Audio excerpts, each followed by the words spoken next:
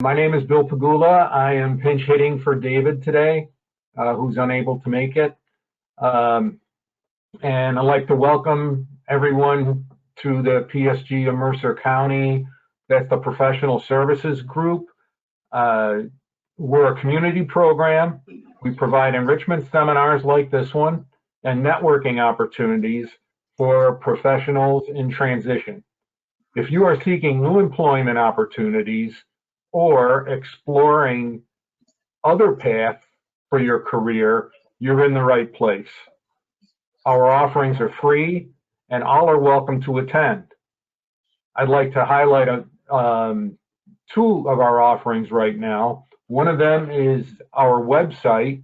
It's www.psgofmercercounty, all one word, .org. And on there are several tabs that you will see, including an event calendar.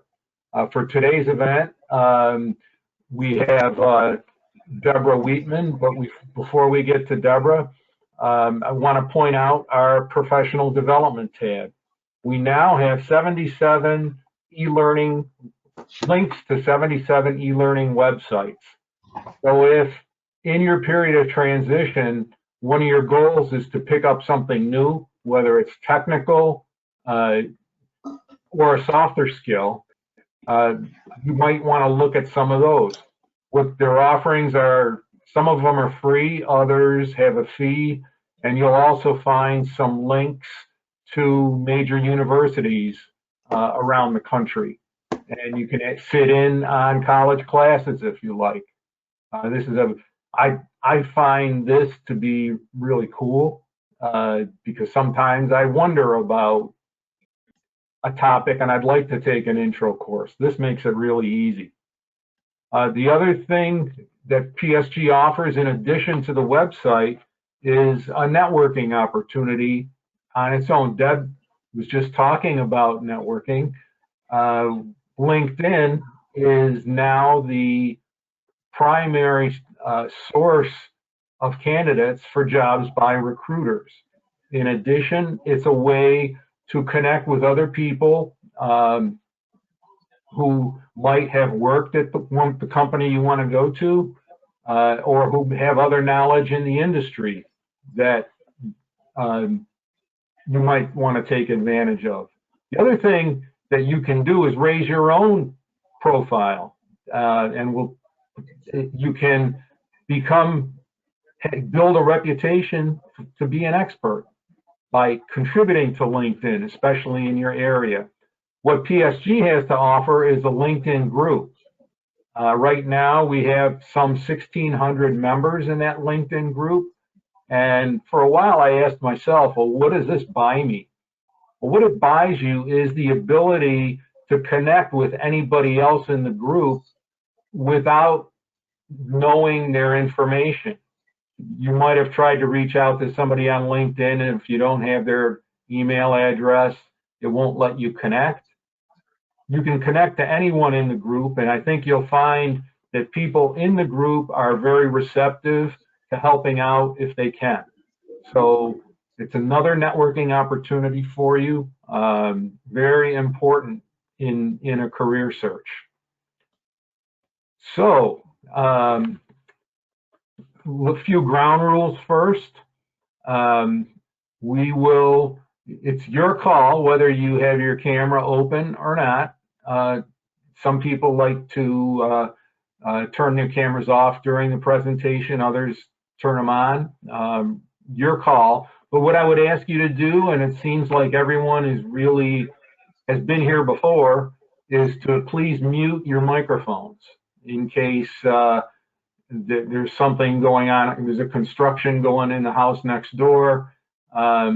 Everybody doesn't need to hear that, so please put yourselves on mute. And we'll be watching that. As far as questions go, Deb has graciously offered to take questions as they come up. So feel free to unmute yourself and to ask your question.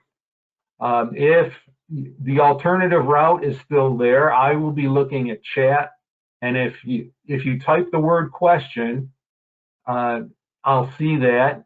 And in the chat, you can either enter your question or I can interrupt on your behalf, and then you can unmute and ask your question. So we have a lot of flexibility as far as making this an interactive session. With that, the title of the session is Professional Branding, and it is given by Debra Wheatman, who's the founder and president of Careers Done Right, a marketing and personal branding company. With her background in corporate human resources and financial services, advertising, media, and entertainment companies, Debra guides clients to establish and reach goals aligned with their professional needs. Debra works in career management, leadership strategy, interpersonal engagement, and change management. She holds a Bachelor of Arts in Communications from Adelphi University. She is a certified professional resume writer and a certified professional career coach. She has been featured on Fox Business News, CNBC, Forbes, the New York Times, the Wall Street Journal, and the Washington Post. She has a forthcoming book that is not yet named on career and personal branding, but it is supposed to be published this year. TSG of Mercer County is pleased to welcome someone who has done right for a long time, Debra Wheatman. Thank you so much. It's nice to be here. So I'm going to share my screen. Let's see. Hopefully I will get this correct. Actually, it's not letting me do that. Why not? Okay, I think I have to make you the presenter. Okay, perfect. As long as it's not my problem or my fault, because I'm not known for my ability to do these things very well.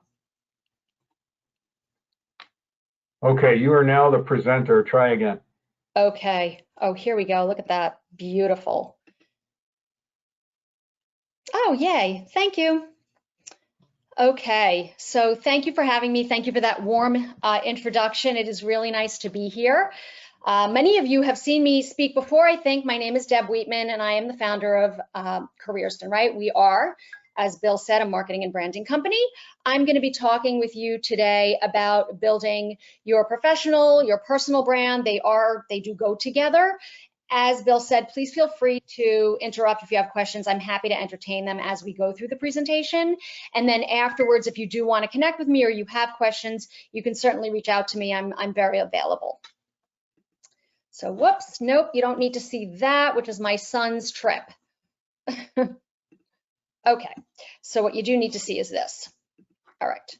Okay, so this image is part of my brand, and why I put this up first and why I think it's important is because part of your brand is your image, and the image is a key part of developing, managing, and maintaining that.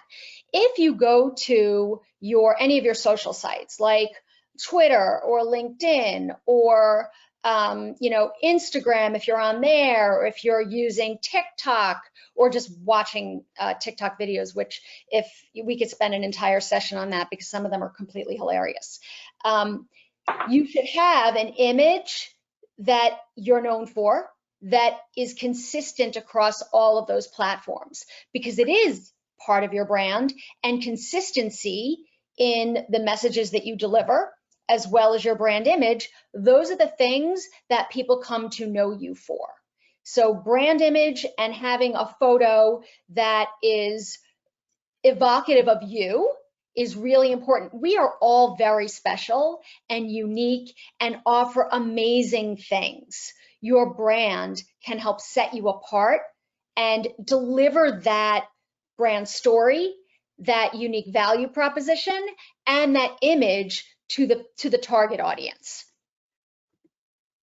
It really is serious business. Think about the people that you know and what their brand image is. For example, and I have other examples here, but let's talk about Oprah for a minute. She's her own brand, right? Everybody knows who she is. It's taken her, an entire career to develop and manage and maintain and grow that brand, yet everybody knows who she is. And how has she done that? Well, she's built it over time. I'm not suggesting that everybody's going to be Oprah or someone similar, but within your sphere, you can do that.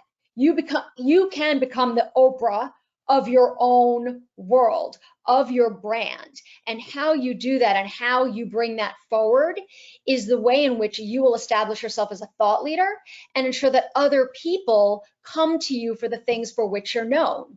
It is a must to have a well-defined brand. It should be memorable. It should be evocative. It should be something that people want to come to you for. It creates a very real, meaningful connection, that anchor between you and your target audience. You should be working it every single day. I liken a brand to sort of being like the rock in the ocean, right? Maybe the rock starts off with like some jagged edges and it's not very smooth, if you will. Over time, the water, the salt, the air, all of the elements impact that rock. And so over time, it becomes this rounded, soft, beautiful thing that someone wants to pick up and take home. That's sort of like your brand. It's in the same way because it's not a set it and forget it. You're not putting it in the crock pot and leaving for the day, coming back later, and you're good to go. It is something distinct. It helps set you apart from other people. But one of the things that you need to do is you need to keep reviewing it, massaging it. And as you grow and develop and change and evolve as not only a person, but as a professional, your brand will also be the thing that evolves and grows and changes with you. And definitely feel free to stop me if there's questions. Just cut me off, it's fine. So what is your brand? It is the story of you. It should evoke those feelings of trust, engagement. You should want to capitalize on your brand so other people want to come to you as a thought leader and the image of a leader, and set the expectation of what you can do. Past performance as indicative of future success. The brand is the thing that you have with you all the time. And I often tell like a lot of stories because I think those are great ways to sort of illustrate these points. Think about, you know, I'm sure everybody either has or has been on Facebook at some point. Think about what you see on Facebook. And I use Facebook as an example because, you know, in my mind, or at least partially, I think, there are the things on there that, you know, just like any social media platform that are not that fabulous, right? Facebook is one of these things where, you know, people get on there and I've seen people in the hospital on Facebook. They'll take a, you know, they'll put up a photo of them like hooked up to all sorts of IVs and stuff. Like why, what about that is a brand building exercise? Like why would you want to share that with, you know, the entire world, people that you know and complete strangers? That doesn't help set the tone for a professional brand. Why? Because it's a personal thing. It's of a very personal nature. You're likely not, if you're in the hospital, you're likely not feeling well. And that's very unfortunate. Perhaps there are other things that may be important at that time instead of posting on Facebook about the hospital trip or that sitting there in the hospital. When thinking of your brand, you want to share things that illustrate your professionalism, the ways that you can add value, etc. And while I'm not making, you know, I'm not commenting necessarily on putting up it's not about the post in a hospital per se. It's really about what do you want your brand to say about you and what do you want to share with people. Now, you know, for myself, I will say that I would never do such a thing. My husband often jokes, I'm very, very private. And my husband often says, you know, he's like, I don't even know who she is because I don't really talk personally about myself very much on a very limited basis. And I will get to that a little bit later. But your brand should set the expectation about who you are and what you can do. Presumably you're using your brand, not all the time, but a lot of the time, or at least for the purposes of this discussion, for your career development, for your growth, for new opportunities. And as I said, we all have things about us that are so amazing and so special. Build that into your brand. Here are some good case studies in branding. So we already know these companies. Coca-Cola, Nike, you can probably tell me a number of things about each of these companies and how they make you feel. That's the objective of your brand. You want people to walk away feeling the effect of your brand. They want to be around you. They want to go to you for your thought leadership. They want to hire you because your brand has made such an indelible impression on them that they say, this person is the right one. He or she is the person that is going to bring us new levels of profitability, more revenue, new levels of success, because in speaking with this person and in evaluating their background and by definition their brand, we know that they offer the things that we need, the things that we want, how we are going to, for our company, our department, this organization, position us into the future. It's your brand that helps do that. This is the thing that's really working for you all the time, in front of and behind the scenes, to support those thoughts in other people's minds. So what are the things that you want people to know you for? Think about that. And of course, you're going to define that. How are you going to do it? Well, you're going to write stuff down. You're going to take an inventory of the things that you're really, really good at, what you excel at, what you like doing, what you don't like doing. That's also important. I don't know how many of you, I speak to a lot of people, and I'm sure we've all done this, right? You're speaking to someone, you not only tell them what you like, but you're also like, especially if you're writing a resume, let's say, you also put things in there that maybe you don't want to do. Why? Why would you include things anywhere that you don't want to do? Your resume, your cover letter, your brand, all of these things are an opportunity for you to share what you want to do. As we all know, because history has taught us, when you go to a new company, you take a new position, whatever it is, you're always given things you don't want to do. Always. It's always like throwing in there, like all of a sudden you're doing something or you're responsible for something that you're not really interested in doing. Why would you up front tell people things you don't want to do? Those things you leave off. You just tell them what you want to do, what you're really good at. What are the things that you struggle at doing? Your brand is comprised of a lot of things, but understanding how to develop it and then how to evangelize it, you have to include everything. You can't just focus on the things that you're really, really good at. That's, of course, the main thing, but to develop the brand, you also need to understand the areas in which you need assistance, where you might need improvement. Nobody's perfect, nobody. People make mistakes. It's part of being human. It's okay. If you don't make mistakes, you never have the opportunity to learn anything new. So making mistakes is actually a good thing. Of course, I recognize it's painful at the time, but moving forward, it teaches you things. And those learnings, incorporate them into your brand. So what you're good at, what you excel at, what you like, what you don't like, and the things where you struggle. Those things, it's very important as part of developing your brand. And don't just reflect for yourself. You definitely need that holistic approach. Go to your family, go to your friends, go to friends of friends, go to your network, go to people you work with, and ask them. Get the inventory.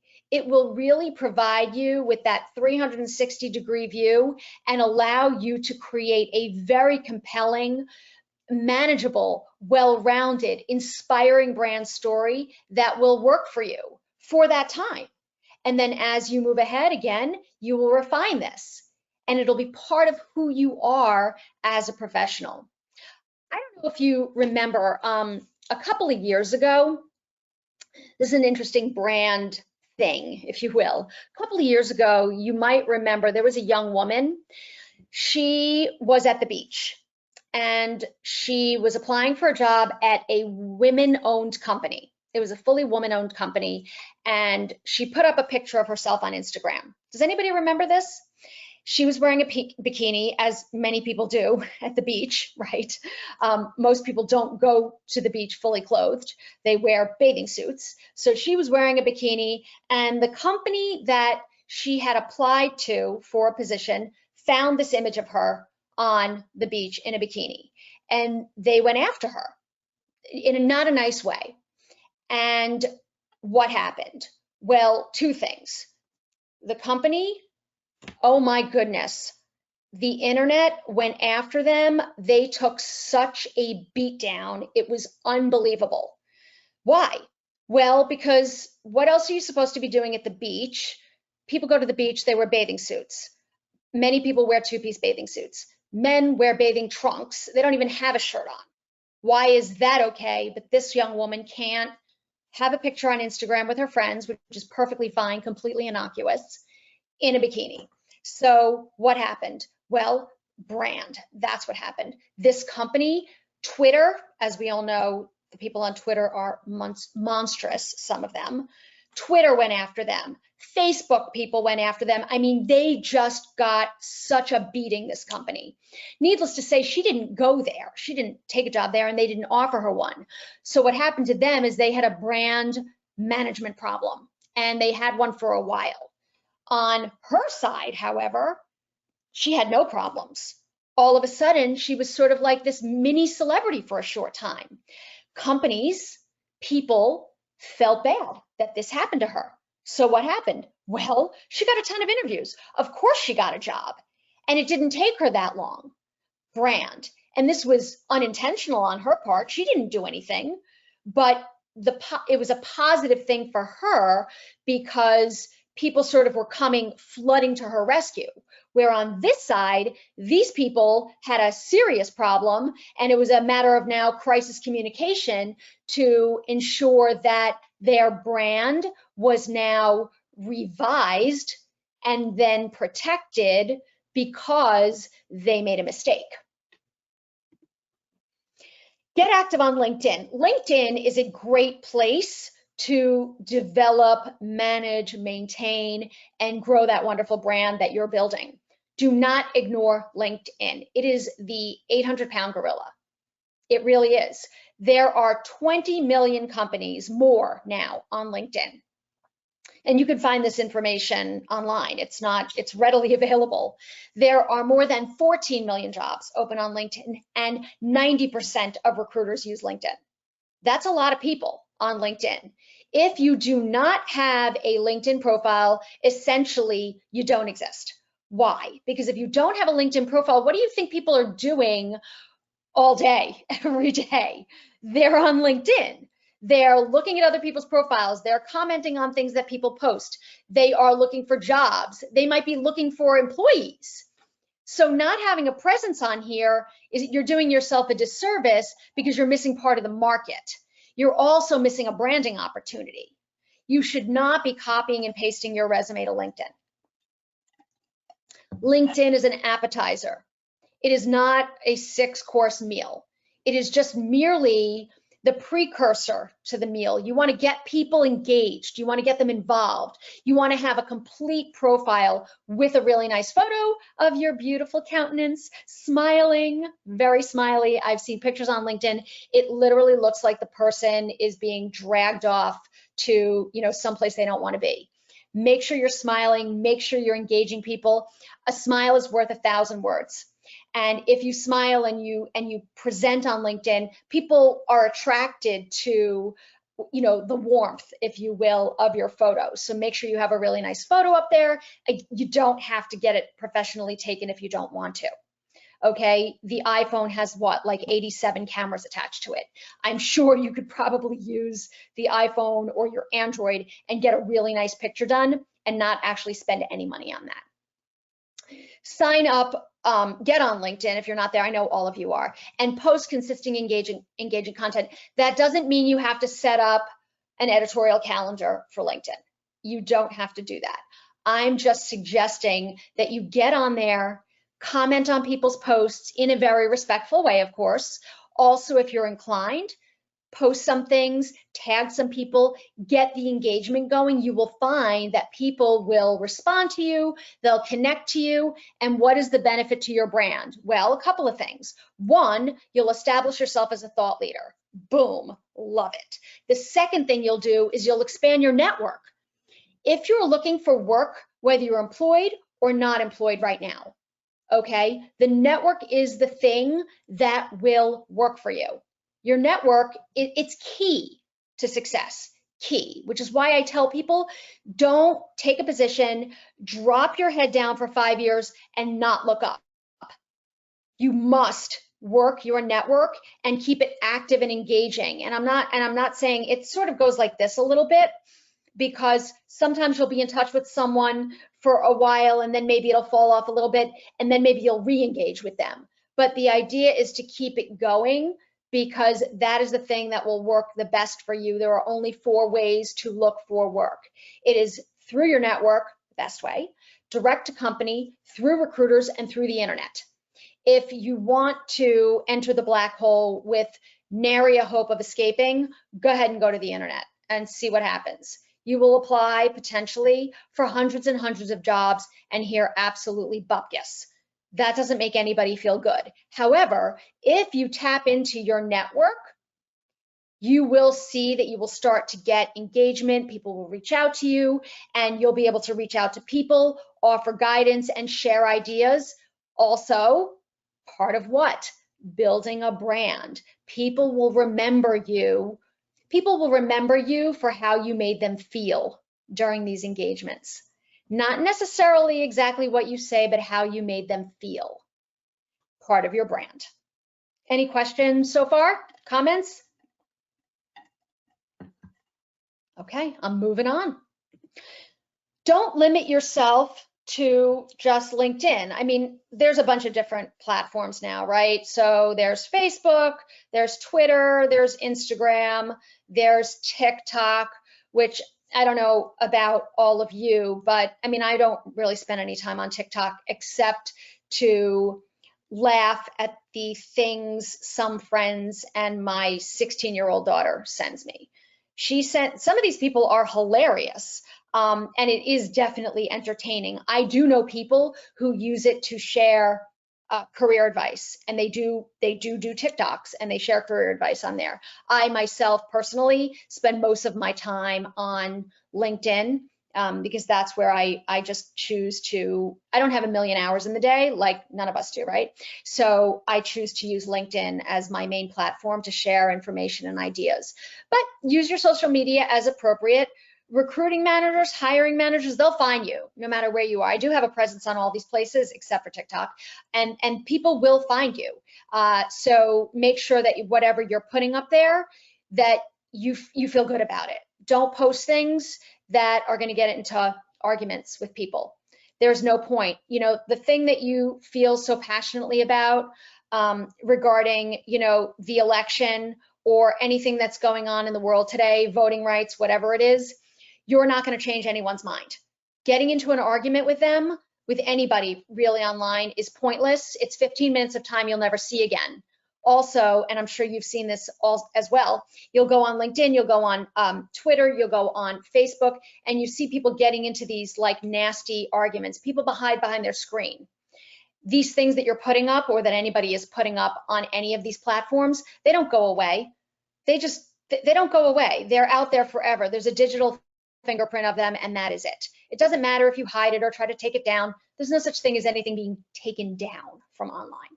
It's there, whether you can find it or someone else can find it. My rule, at least for myself and for everybody that I speak to, is if you wouldn't feel pleased, or if your grandmother would not feel pleased about reading this, maybe you should think twice. This is a branding issue. If you're constantly online and writing things and getting into arguments with people, and you're doing your brand a disservice, and there's just no reason for it. Not that long ago, in fact, Facebook, I made my husband close his Facebook account. He was just literally getting so aggravated about the things that he was reading on there from people that he knew, from total strangers. and he was just like, it was affecting his like mental state.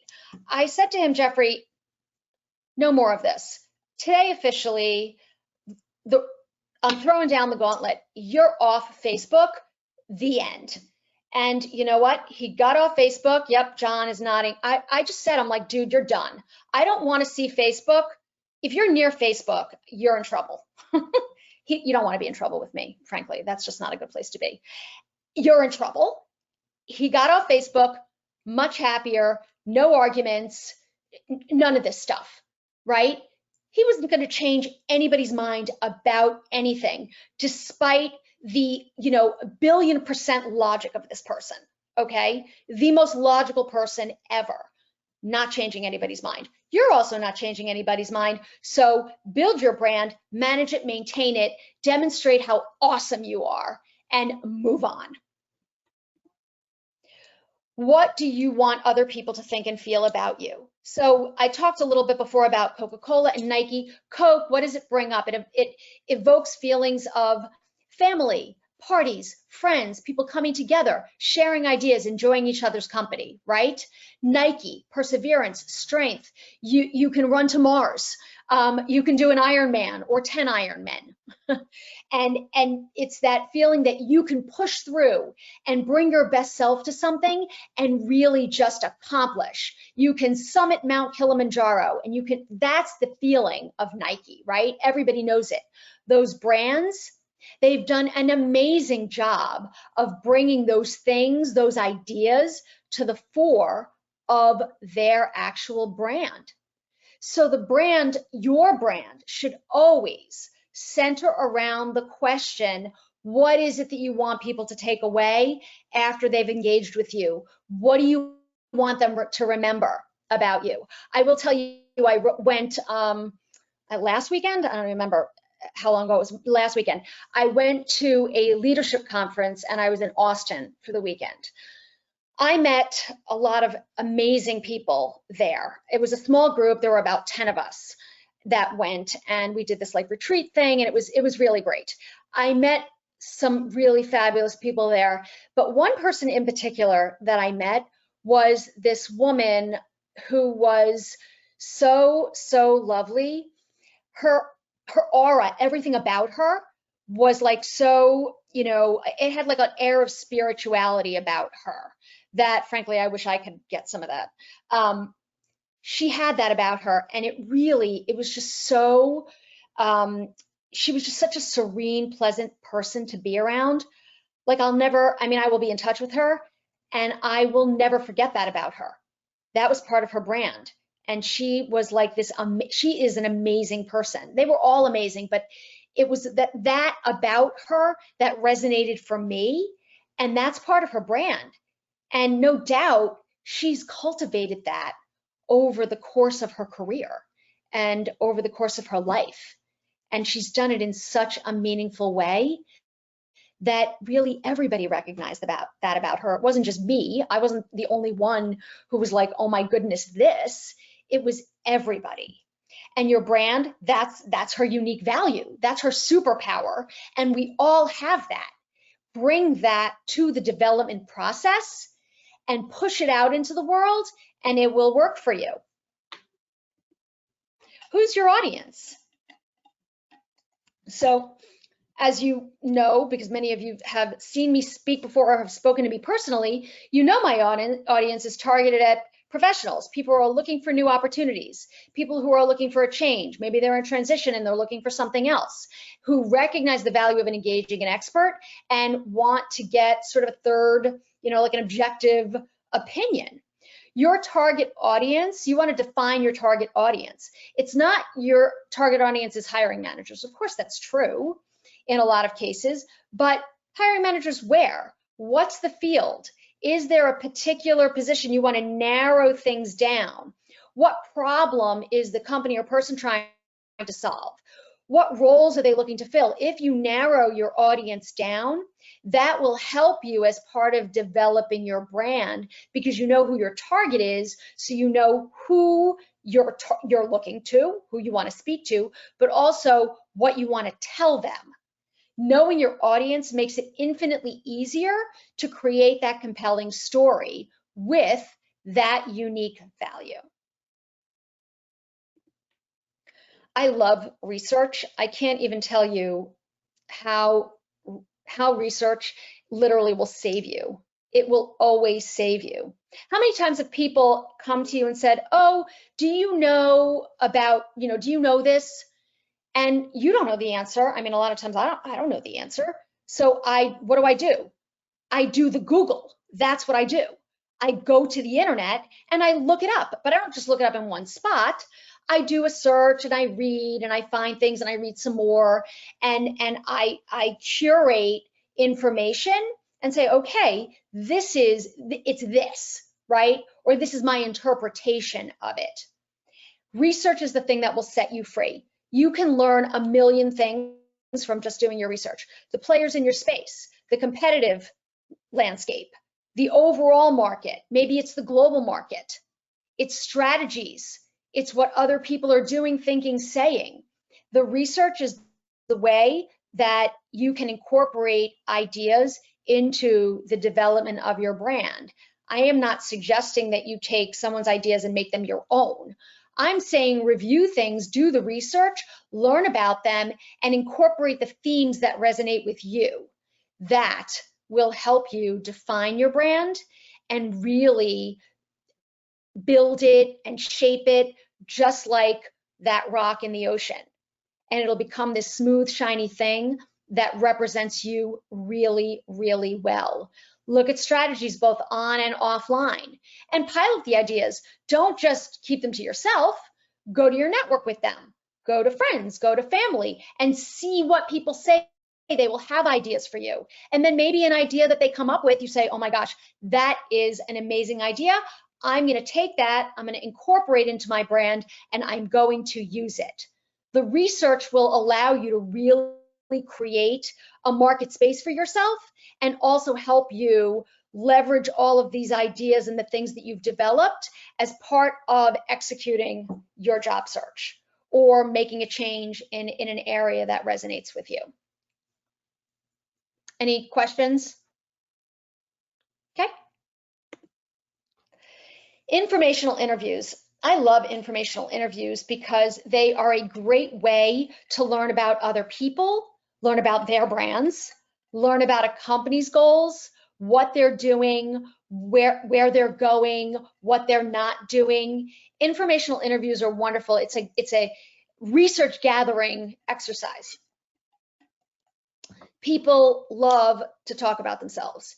Informational interviews give them that opportunity, and it's a knowledge generating session for you, which is what makes it so perfect, because this person over here gets to wax poetic about what they do and what they're inspired by and what they love. And you get the benefit of learning a lot of things from basically what is a research exercise. Ask people about their industry experience, what advice they would give someone entering a new position. How do they remain current? How do they network? What are they doing to build their intellectual capital? All of these things will provide fuel for your own brand, for your ongoing research, and really put you in a position to be effective as part of an overall job search with a brand that represents you well. Ask them, what groups maybe should I join? Are you part of any groups that you would recommend? People have all sorts of ideas. They do a lot of very different and interesting things. And these informational interviews are a way to build that network, because guess what? Sometimes these people, at some point in the future, that interaction, they'll remember, and maybe they have an opening and maybe they'll approach you for it, especially if you stay in touch with them. I often say that there are two things. There's your network and your connections. They're not the same thing. Your network are going to be a very limited amount of people that you can call at 3 a.m. when you need help. That's your network. Your connections are people you're just connected to. You can't call them at noon, much less at 3 a.m. They're just connections. You can make your connections your network. That's what takes time.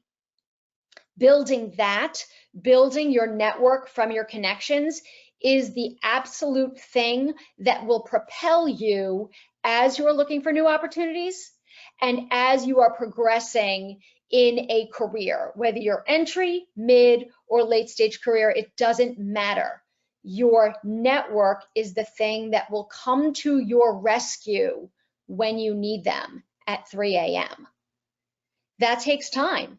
It doesn't happen overnight, and it does take effort. I had someone not that long ago who said to me, I said, well, what are you doing about your network? And he said, well, I don't really have a network. And I said, well, why not?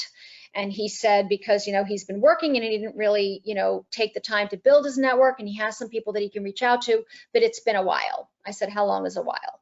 And he said, well, it's been a couple of years. I'm like, well, you can't just call this person now and ask them for help. They're not going to be that invested in helping you. It's like you're calling and saying, hey, how can you help me? You're not necessarily giving them anything, because networking, as we all know, is a two-way street. And, why should they help you now? His response to me was, well, that person wasn't in touch with me either. Okay, you know what? This woman not caring, because he doesn't need you. You need him. So you need to change your mindset, because that's not going to work. You don't have really a network, and what you're saying to me is you're being indignant about the fact that this person wasn't in touch with you. Well, it's tough toodles, hun, because this guy doesn't need you. You actually need him. So my recommendation is to start by reaching out to people with whom you've had a relationship in the past, but maybe are not speaking to currently, and check in with them. Do not ask them for anything. Just check in. Find out how they're doing. Ask them about their family. Ask them how they've emerged from COVID. Ask them about, and genuinely take an interest in what's going on in their lives, and rekindle the romance, if you will. At some point in the not too distant future, you will be able to go to that person and ask for help, and they'll be interested in helping you, but not right now. Your elevator pitch. What's that? Deb, Jean has a couple of questions in the chat. Would you like to unmute John or Jean? Oh, there he is. Would you like to unmute Jean and ask your questions? Yes. So I think you touched something there about informational interview, and I wanted to know how to make the best of it. And the reason why I'm saying is that there are people that we approach that we don't know from Adam, and we want to introduce ourselves perhaps because they have a particular experience, or they are working within an organization you might be interested in, and we want to approach them. So I was wondering how do you structure your you might have 20 or 30-minute call with somebody. Obviously, you don't want to come off like I'm coming to take. So how do you structure in such a way that is beneficial to both parties?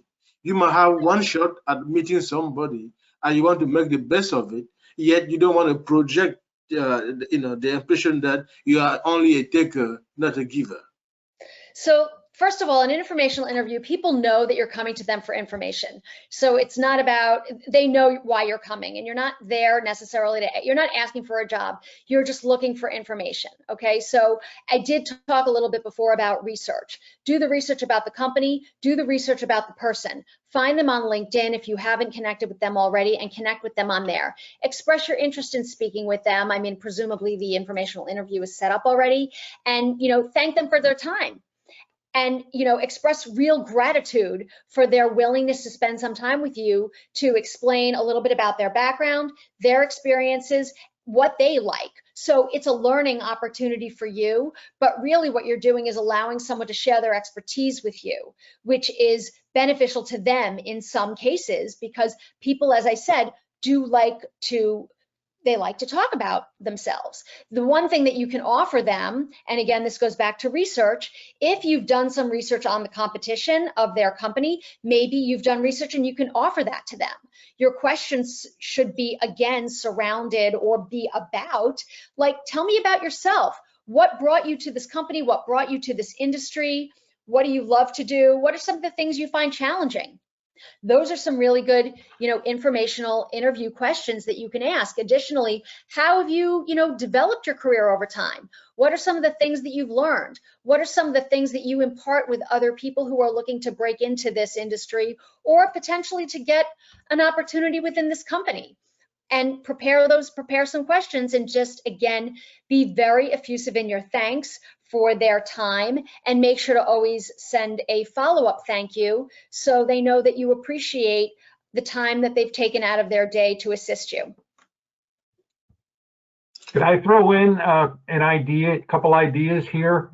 One of the things that has worked for me for informational interviews has been to prepare a list in advance Of course. say 8 to 10 questions that I would like to get the answer to, and I use that as my structure. Not 45, not 2, but a decent number. The other thing I've done is, once I get through those questions, I know I'm finished. And if it's 10 minutes early, I offer to the person that I've had my questions answered, would you like to, and so if I'm done, we could end the meeting now. And often the person will say, no, we can talk. I blocked out an hour. And all of a sudden you've built some rapport by being prepared. The one thing you don't do, and take it from someone who has scar tissue, is you do not ask for a job. No, Even if everything the person said sounds terrific and is right where you want it, you set up the meeting under the pretense that it was an informational interview. If you ask for a job, you blow your credibility, and the meeting will end quickly after that. So that's my 2 cents. I'll just say that I often stumble when you get you do the legwork, we set up the meeting, and when you get into the meeting with the individual, the very first question they ask you is, how can I help you?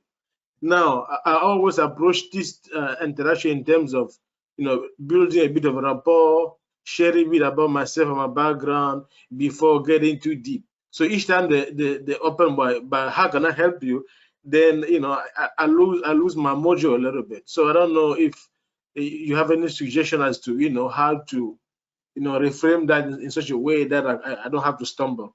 I mean, this is a tough one, but well, how can I help you is just their way of saying, it's almost kind of like, tell me a little bit about yourself, in a way. You're not gonna definitively say to them, here's how you can help me. Instead, you're going to use it as an opportunity to, lead with, this is a little bit about myself, not here's my background, right? But about you both a little bit professionally and personally, and you're here to learn, and you want to learn from this person because they are an expert in their field. And you're going to use this time to learn about them. You want to learn about what they enjoy, what they do, about their company. And it's really just, it's a conversation around information gathering. So you don't have to necessarily respond to that question, how can I help you? It's really, that's the opener. You're not going to ask for, absolutely, there's under no circumstances should you ask for a job, but it's like, here's a little bit about me. I'm hoping you can tell me a little bit about yourself, what you do, what you enjoy doing, what brought you to this industry, to this company, and ask your questions. That's what you would do, and sort of circumvent. You're not answering that direct question. Thank you. You're welcome. That's very helpful. Yes. You're welcome. Creating your elevator pitch is part of, obviously, building your brand. That is the short message about who you are, and it's really, really important. I spent not too long, on the platform where you can go on and you can listen. I don't know why I can never remember the name of it. It's pretty new, and you can go on there and it's like an open mic session, if you will. And one morning, I decided I was going to ask a question on the platform. Anyone care to chime in and remind me the name of it? And the people that were sort of in, did someone say something? Is it Riveter? No, it is not. It's right now, I think it's only on the iPhone. It's an app, and you get on there and you can ask a question, and people have, like, people from all over the world are coming onto the platform and, you know, Clubhouse. What's that? Clubhouse. Clubhouse, thank you. I don't know why I have like some sort of memory block for Clubhouse. I don't know why. Maybe because my experience was so jarring that I've tried to put it out of my mind. It is Clubhouse. I was an early adopter. I was like very early onto the platform. And one Saturday morning, I said, all right, I was just listening, and I said, okay, you know what, I'm gonna jump on and I'm gonna ask a question. I was waiting to get in the shower. I thought it would take a couple of minutes to move through the line of people. Not kidding, 45 minutes later, I was still standing there in my towel. You might be wondering, well, why didn't you just hang up? At some point, I felt like invested. I don't know, I can't explain it. I said, I gotta wait now. It was like far enough in where I didn't want to hang up, but probably I should have. Part of the problem was that people, instead of just getting their elevator pitch out there, saying what they wanted to say, thank you for allowing me to ask the question, blah, blah, blah, and move on, they created like a 10-minute lead-in about how thankful they were, you know, they love Clubhouse, blah, blah, blah, thank you for allowing me to ask a question, blah, blah, blah. And then it took them like another 4.5 minutes to actually talk about themselves. So 45 minutes later, I am still nonsensing around here, waiting for what would be, not kidding, like a 15-second question. Well, I did get on, and my elevator pitch, 30 seconds, question, 15 seconds, answer, another 40 seconds, done and dusted, and I was done. The issue is that people do exactly what I just told you. They get on, they're talking to someone, and it takes them 5 minutes to explain what they do. Boom, no good. That is not a brand building exercise. Your elevator pitch should immediately tell someone what you do and what you offer. And the elevator, as we all know, is the visual representation of how long the pitch should take, because you don't know if you're going from floor 2 to floor 3, or if you're going up on an elevator ride to floor 17. Regardless, these time frames are very short, and you just need to get your information out there and make an immediate impact based on what you do and what you want people to know about you. What do you want your audience to know? It is absolutely tied to your brand, because being short and sweet and delivering an impact has a direct correlation to your brand and what people take away after you step off the elevator or leave the meeting or exit the building or whatever. Networking, as I mentioned before, is the #1 tool for your brand. If you network, if you build your network, if you manage it, maintain it, and grow it, it will be the thing that helps you when you need it most. Interestingly, and I'm sure a number of you would probably agree with me about this, during a job search, you absolutely find out who your friends are. I have found that oftentimes the people that help you sometimes are not the people that you expect to help you, and vice versa. Like, you'll think, I have this really great connection, a really good friend, this person's going to help me, but that's not the person that actually comes to really help you when you need them. It's someone else, someone that maybe you have a tangential connection with. Building your network and growing that and maintaining it will be the thing that will allow you to propel yourself forward when you need it. If you don't have it and you're already sort of a little bit behind the 8 ball, it's going to be that much more challenging, which is why I'm such an advocate for building that network and growing it and nurturing it.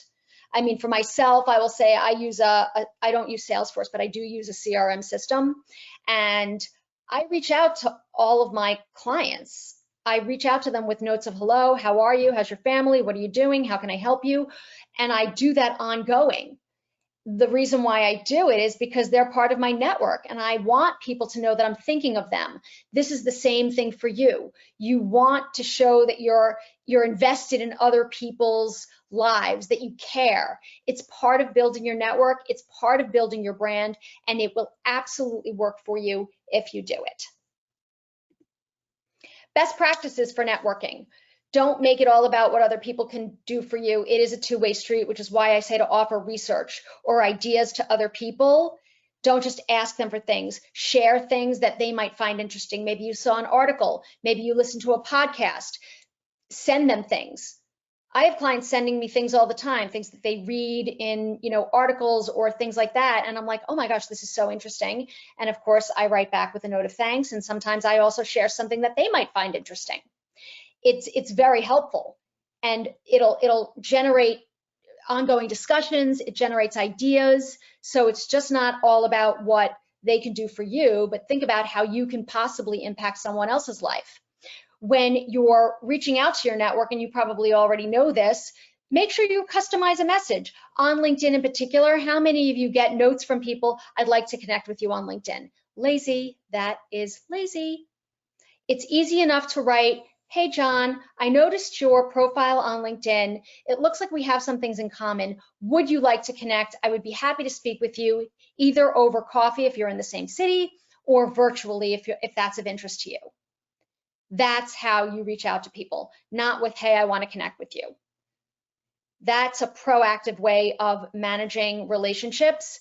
And you, of course, don't want to reach out to people when you're desperate for work. You want to be building these things over time. Social media is one of the ways that it just makes it easier to network and provides you with a bunch of different platforms and forums to build relationships, reach out to people, and maintain that ongoing engagement.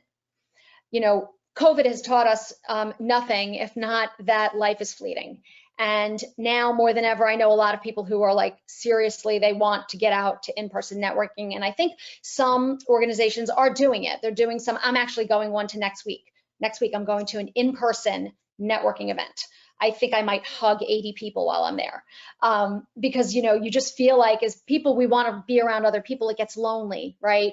To constantly be by ourselves and be stuck behind a screen all the time, operating on Zoom. Zoom has been a great thing because it's allowed us to sort of reinvent the way we work, reinvent a little bit the way we network, and find different ways to deal with this issue. But I do think that we're going to be coming back to sort of probably a more of a hybrid model from what I've been hearing. People are going to be going back to in-person networking a bit, depending upon, their comfort level. Of course, we'll always, I think, still have some like remote networking situations happening, but whatever it is, the networking needs to continue, whether you decide to do it, in person or over coffee. And referrals, as we all know, that's how jobs are filled. No one is going to refer someone that they don't trust or that they wouldn't feel comfortable referring. Why? Because when you refer someone, it's your brand that's on the line. And of course, don't make people just take your word for it. LinkedIn is a great place to get testimonials and, recommendations. Testimonials are great, when they tick off the box. It's really the recommendations that you want. That's really the secret sauce. If somebody is willing to write a strong recommendation for you on LinkedIn, there are two job seekers, one person has, 5 recommendations and one has none. Where do you think that person's going to go? They're going to go to the person with 5. I'm going to give you a tip to make it easy for you to get recommendations. You might ask someone for a recommendation. I might say, hey, Alex, can you refer me? Can you write me a nice recommendation based upon our past working experience together? And of course, being gracious, Alex will say yes. But I don't want to burden him with writing the recommendation. I'm fine to write it, and I will say, Alex, you know what? I will write the recommendation. And then if you're okay with it, you can just copy and paste it. That's a great way to get the recommendation, remove the burden from the other person, unless of course they insist on writing it, which sometimes does happen, and allow you to get the recommendation and build that up on your profile, and also, yes, of course, your brand.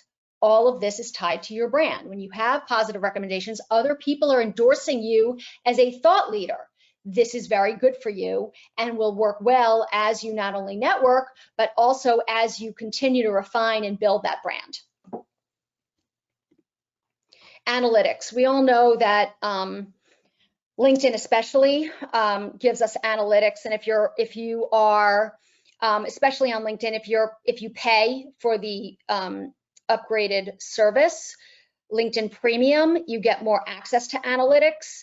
I mean, for myself, I have not, for me personally, I'm talking about, I've not found like a lot of value in knowing each person that's looked at my profile. For job seekers, maybe it is worthwhile to pay for the upgrade, at least for a little while, because you can actually see who looked at your profile and then possibly reach out to them for networking.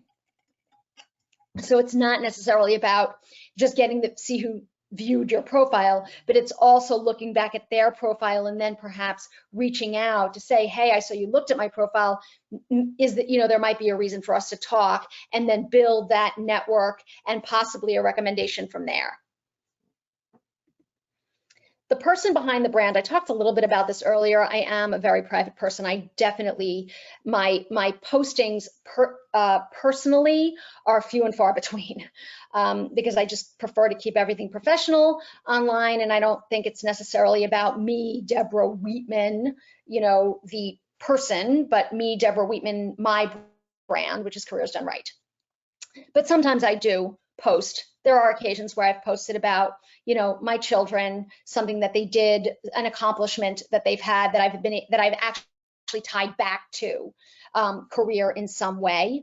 Your brand, your advertising, that's what it is. And the best advertising campaigns, as we know, are the ones that make that emotional connection with your audience.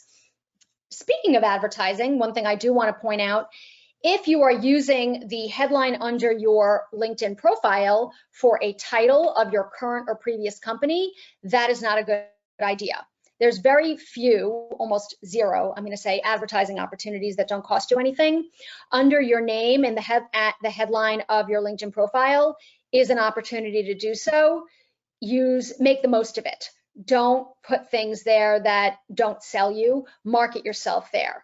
That will help engage your reader and help draw people to your profile. Everything you do, again, I touched upon this earlier, can come back to you. Topics to avoid: sex, religion, politics, and sometimes sports, because people get into arguments about that because they, hate Tom Brady or the New York Giants. They're terrible this year, but we still love them. So be careful about things that might offend other people. And I'm not saying I don't post things that sometimes cause, heated dialogue, because that would not be true. I do, and I do that on purpose. But I don't go after groups of people, not that I would do that anyway, or talk about my politics online, because one, who cares? Again, no one's changing your opinion about any of this stuff. And I don't need to talk about that with someone. My goal is to share things with job seekers that help them.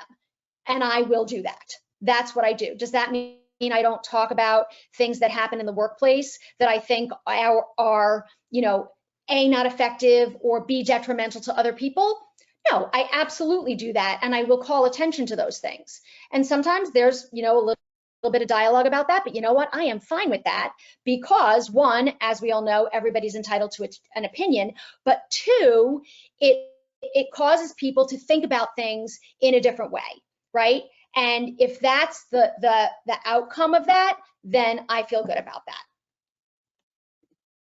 Your brand is a long-term have a question. Yep. Do you have any insight on the relevancy of the LinkedIn profile rating? How can this be best leveraged? The relevancy of the LinkedIn profile rating? You're gonna have to help me there. I don't know what you mean. The LinkedIn profile rating. Hey, yes. So there's a score between 0 and 100 that you can that LinkedIn has to show how good your profile is. Oh, Yeah, well, your profile, you should fill it out completely. If you fill it out completely, it'll say you're like an all-star or something, right? It used to put like a star up there. So you should have it completely filled out, meaning have the about section completed, have your headline up there, have a picture up there, complete the professional experience section. That doesn't mean you have to put every single thing, but put like, you know, some content there, and that will make sure that you have a complete profile. Well, the thing also is the complete profile. LinkedIn is like Google. Yes. And if a recruiter is searching, the people with complete profiles rise to the top. Correct. They'll be on page 1 of the results. If you don't have a complete profile, you will follow them, and you might be on page 7. So it's in your advantage to be on page 1. Yes, it is absolutely Yeah, I true mean, to have a complete profile. yeah, I thought that there was maybe a use, because I had a discussion with another one of my network, and they were very adamant about having a score above 70. Now, even with full profile, you don't necessarily have 100. So I wasn't sure exactly. I mean, what's the benefit of just another LinkedIn, suck him so that you spend more time on the platform? You know, my perspective on these things is get it round enough to roll.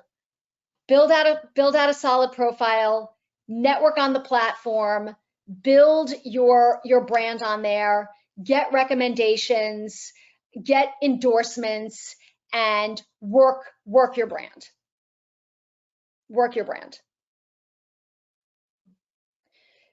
Some takeaways: the best brands are built over years. It is not something that it's not a set and forget it. It's not something that you're going to do and then just walk away and that's going to be the end of it. If you provide the right care and feeding of your brand, and you build it over time and you refine it and you continue to learn about yourself, your brand will thrive. Here's just an example of some engagement as a way to show you how this can really work for you. I engage a lot on LinkedIn. I like people's content, I comment on their content, and then in turn, other people, their dialogues are started, and there's just different engagement on there. It has built my brand, it has built my connections, it's also built my network. And it can, of course, do the same thing for you. Thank you guys for coming to speak with me today. It's really been a pleasure. My name is Debra Wheatman. My company is Careers Done Right. We are a marketing and branding company for individuals. Feel free to connect with me on LinkedIn. I also publish a weekly blog in my newsletter via Careers Done Right, if you would like to check that out. I'm happy to entertain any other questions. Right there was just my elevator speech, by the way. That was like 15 seconds. And feel free to let me know if I can answer any questions for you. Deb, we have a question from Amit in chat. What is your view about the number of people who are making up and posting surveys to generate discussions on social media? You're starting to see it on LinkedIn as well as Facebook. It's been on LinkedIn for a while. I mean, it's been a long while on LinkedIn surveys. I think surveys are an interesting way to get a unique perspective from a wider swath of the audience. I've done a couple of them. I think your mileage may vary. It just depends on what the question is. Sometimes you'll see like a ton of people will engage because they're really inspired or invigorated by the survey. Sometimes it's something like, that's just like, I saw one yesterday, coffee, tea, neither. It was like one of those types of things, like just like a fun one. So I've seen things like that. I do think that there's a place for all of these things, and I think surveys can be useful, especially really for me, at least. If I'm going to do a survey, I'm going to use the information as part of writing something, right? I don't want to just do a survey for the sake of doing a survey and then not use the content. But that's me because of what I do. But if you have a real interest in something and you just want to get a general sense from the audience, there's nothing wrong with, launching a survey. Why not? As long as you stay away from controversial topics, right? Yes, like, all the topics that are controversial right now, which there are myriad of those. Well, thank you very much. In the course of all my work with PSG, I've seen a ton of references to branding, and I really appreciate that you're willing to spend the time with us to drill down on it and Absolutely. to give us some specifics that, branding is one of those cloudy terms that everybody knows it when they see it, but they don't know how to describe it. So I appreciate you giving us the structure around branding and what you can do. I was really taken by your emphasis on research. And I think some of us in the tech world know that Google is your friend. And absolutely, Google and other sites, maybe even newspaper sites or whatever, are great sources of information.